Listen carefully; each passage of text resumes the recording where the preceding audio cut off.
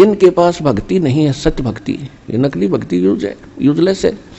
जिनके पास सत्य भक्ति नहीं है, उसको चाहे और भक्ति बिल्कुल ना करता हो या सत्य भक्ति ना हो, उसको चाहे 3 लोक, पूरी पृथ्वी, पूरा स्वर्ग और पाताल, इन तीनों लोक का भी राज दे दे, और उसको क्या बधाई दे रहे हो?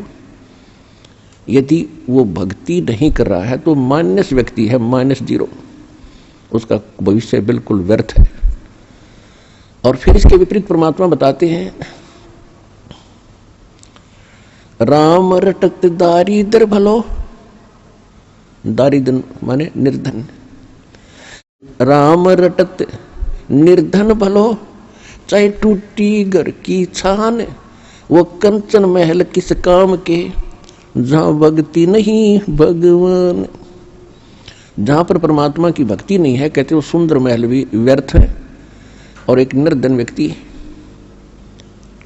और सत भक्ति कर रहा है, चाहे वो इतना निर्धन है कि उसकी झोंपड़ी की छत भी टूट रही हो, झोंपड़ी में की छत भी टूट गई हो और राम रटता हो, वो उस 3 लोक के मालिक से भी परमात्मा की दृष्टि में ज्यादा महत्वशाली है, महत्वपूर्ण है, ज्यादा प्रिय है, वैल्यूएबल है।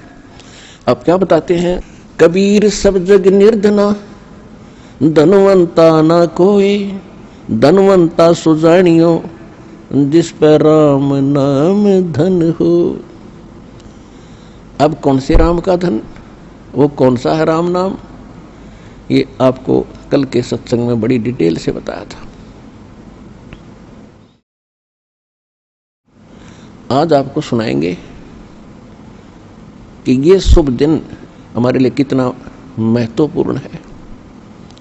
यदि परमात्मा ना आते, अपनी प्यारी आत्मा गरीबदास जी को ये ज्ञान ना सुनाते और अपना प्रत्यक्षदर्शी ना बनाते, तो आज हम कैसे निर्णय करते कि हु इज गॉड, कौन है परमात्मा और उसकी कौन सी भक्ति है सही।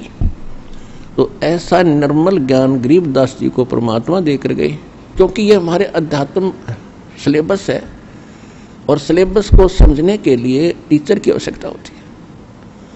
अब जैसे एक विद्वान पुरुष ने पुस्तक लिख दी, सिलेबस बना दिया, वो सिलेबस बनाकर वो अपना चला गया, तो उसको समझने के लिए टीचर चाहिए और लिखने वाले लेखक के सतर का हो उसका ज्ञान, तो तभी तो सिलेबस को समझा सकेगा।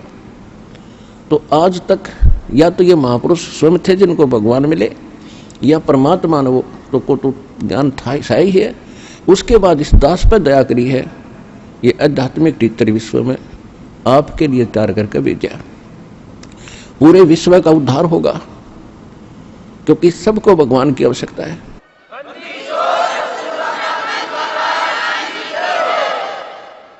अब हम हिंदू किस लिए कहलाए?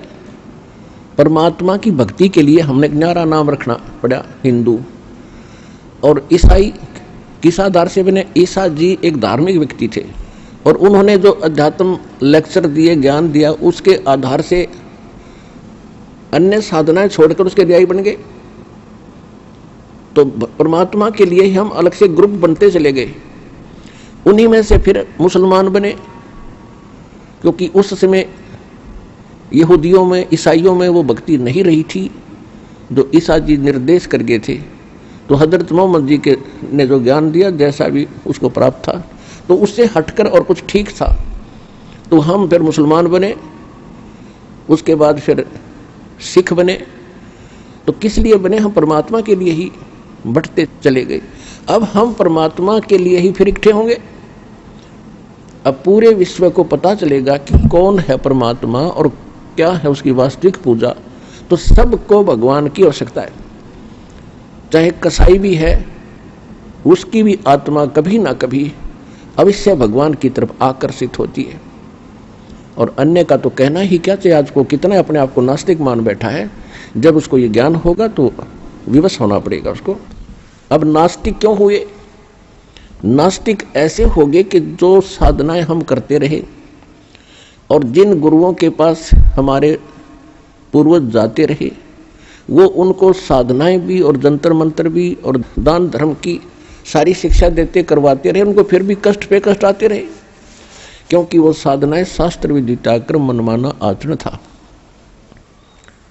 जिस कारण से धीरे धीरे ये होने लगा कि भगवान कहीं नहीं है। क्योंकि भगवान से मिलने वाली राहत हमें विधि मिली है कोई नहीं। अब जैसे बिजली के गुणों में लिखा है कि पंखे चलाती है, पानी निकाल देती है, अंधेरे को उजाले में बदल देती है, और जिस किसी ने कनेक्शन गलत ले रखा हो, किसी नकली है, फिटिंग भी करवा रखी है, सभी पंखे और ट्यूब भी लगा रखी है, और कनेक्शन दे रखा है वो पीछे कनेक्टेड नहीं है, जिससे वो पावर हाउस मान के जहां से कनेक्शन ले रखा है उसका आगे कनेक्शन नहीं है, वो नकली पावर हाउस है। उससे कनेक्शन लेकर के वो गुण प्राप्त नहीं किए जा सकते जो बिजली के अंदर हैं। तो जिस कारण से सब ने अपनी फिटिंग फैटिंग पाड़ दी, अब कोई फायदा नहीं है, सब बकवास है। तो बिजली के गुण तो उस दिन भी वही थे, आज भी वही है, और इसी प्रकार परमात्मा के गुण पहले भी वही थे, आज भी वही हैं। ये जितने भी संत वर्तमान के हैं, इनके पास वो कनेक्शन नहीं है, उस परमात्मा से कनेक्टेड नहीं है, उस परमात्मा की पावर उनके पास नहीं है। एक संत जो है चलता फिरता पावर हाउस होता है, और पावर हाउस के अंदर थर्मल प्लांट से कनेक्शन होता है, तो उस पावर हाउस से जो कनेक्शन लेता है तो सबके वो काम बिजली करती है, यदि वो रेगुलर उनका बिल भरता रहेगा, जो बिजली के गुणों में हम सुना करते थे। ठीक इसी प्रकार ये जितने भी वर्तमान में संत थे, आज वो कितने महिमा वाले आपने दिखते हो, और चाहे उनके भले करोड़ों उनके शिष्य हों, वह शिष्य क्या, शिष्य तो उनको देवता मानकर बैठ गए आंख बंद करके, उनको खुद मालूम नहीं तुम कर क्या रहे हो। तो उनके पास वो कनेक्शन नहीं है थर्मल प्लांट से, यानी पूर्ण परमात्मा से, जिस कारण से सभी वो साधना भी करते दिखते हैं पर लाभ कति नहीं।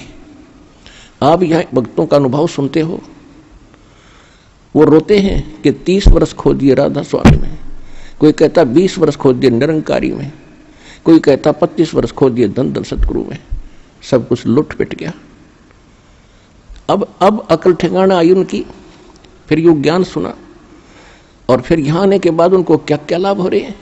वहाँ कनेक्शन नहीं था, यहाँ उस थर्मल प्लांट से उस पूर्ण परमात्मा से इस दास के पास कनेक्शन है, चलता फिरता पावर हाउस है संत रामपाल। ये दास रामपाल उस परमात्मा का पावर हाउस है। शक्ति कबीर परमात्मा की आ रही है, और जो इस दास से कनेक्शन लेगा, उपदेश लेगा, उसको वो सर्व लाभ प्राप्त होंगे जो भगवान के गुणों में हम पढ़ते सुनते आए हैं। यदि मर्यादा में रहोगे, सच्चे दिल से भक्ति करोगे, तो आजीवन लाभ मिलेगा। आप सुखी होगे, आपके परिवार सुखी होगा, 101 पीढ़ी पार होगी आपकी। लिख लेना वैसे कितने कोने में।